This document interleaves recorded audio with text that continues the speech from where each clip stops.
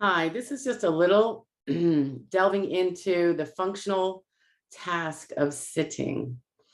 Um, a lot of folks, unless it has been driving them nuts when trying to do it in a sit down kind of job previously, and may have been one of the reasons why they had to stop working at that job. Unless that's the case, a lot of people don't realize um, how important it is to be able to sit for extended periods of time. And they don't necessarily know if they can do it, but they assume they can because how hard is it? You just plop your butt down and you're sitting.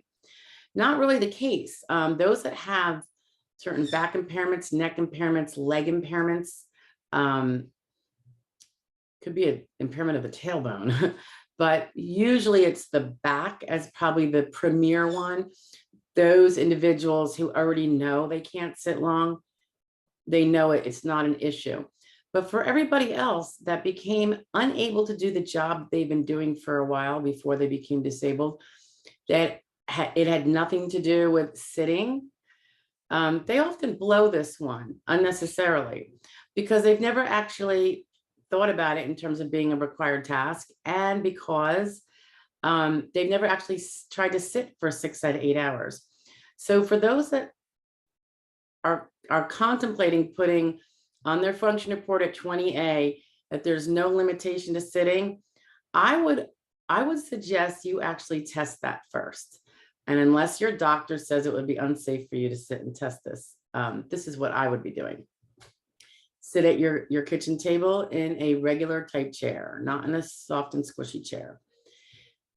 See how you feel after 30 minutes. This means not getting up and twisting around or stretching. Check it 30 minutes, 60 minutes, 90 minutes, 2 hours. When you first start to feel discomfort, take note.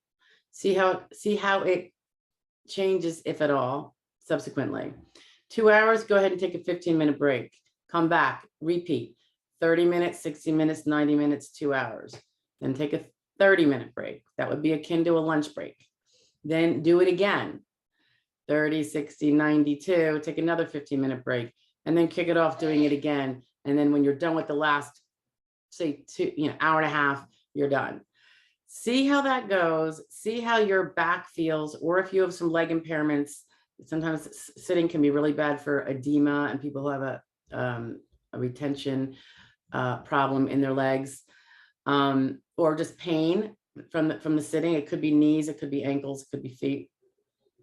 Check that out, give it some consideration. I wouldn't ever assume that someone, we think sitting is such an easy thing to do. It's really not that easy if you have a less than perfect musculoskeletal system. So give it a check. You might have issues with your back that you don't even know about because that is not what prevented you from doing your job. But remember, what you have to do with your disability claim is eliminate all jobs as a rule of thumb. So you have to be able to eliminate the easy sit down jobs, the ones that pay minimum wage to sit there and do very unskilled work. You have to eliminate your ability to do those because they will rock your boat and prevent you from prevailing, unless you present the information that the SSA needs to see that wouldn't be something you could do. And obviously getting the evidence of that, if you haven't been treating for a back because you have some other really bad problem and that was not your main spiel, once you find out that you can't, if you do find out that you can't sit for an 8-hour day, and by the way, that's 5 days a week, week after week after week. It's not just for the one day. So once you get through your little journaling of that one day that I just asked you to do, the next day, do it for 6 weeks if you must. You're going to know probably a lot sooner than that. But this is, if you find out that you can't sit like a normal person for an 8-hour day, well, then you've got something wrong with your back. It's probably not the big bad thing that the other thing is, but it's going to eliminate the jobs that will otherwise sink your ship. Because remember, you start out with 100% of being able to do all the jobs out there. We have to carve out virtually every single one of them. And the ones that would not be carved out from your other problem, your other medical problem, could to some degree be carved out from a sitting limitation, because there's a lot of jobs that require over 6 hours of sitting. So if you find that you can't, then you have to get the medical evidence, because you saying you can't isn't going to be holding a hill of beans. So that's when you find out that your back is impaired or whatever the case may be, you go to your primary care and you get a referral and get that checked out. For all you know, you have some growing problems in your back. I know that doesn't sound like fun. The last thing we want to do is go to more doctors, but this can often be a very necessary thing to get the proof of what you can't do.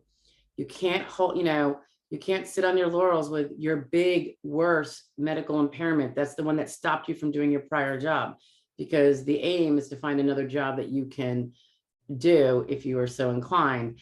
And that's what you're trying to prove, that no, indeed, you could not do another easier, more sedentary, less skill, less concentration, no training needed type of job. That's the burden that's upon us. So get to it. Don't forget about sitting, because there's a lot of sedentary jobs out there that are going to be falling into your realm unless you show that they can't. Okay. And remember, the burden's always on the claimant. So hop to it. All right. Thanks for stopping in. Bye now.